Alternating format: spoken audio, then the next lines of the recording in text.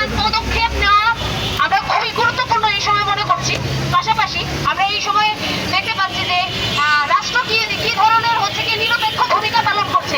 এই সময়ে রাষ্ট্রের এই ধরনের নিরপেক্ষ ভূমিকা আমরা কোনোভাবেই আশা করতে পারি না।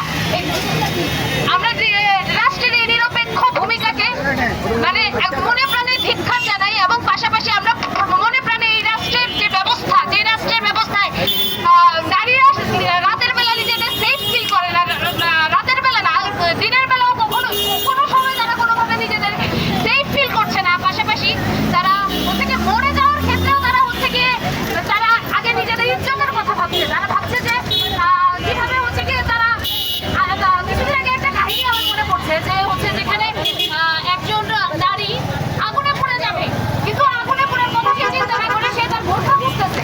এই জায়গা থেকে আমরা মনে করি যে নারীদের যে এই যে করতে পারি না, আমরা যত তাড়াতাড়ি সম্ভব এই হত্যাকাণ্ডের বিচার চাই। পাশাপাশি আমরা ইডেন কলেজের সাধারণ শিক্ষার্থীরা মিলে জাহাঙ্গীর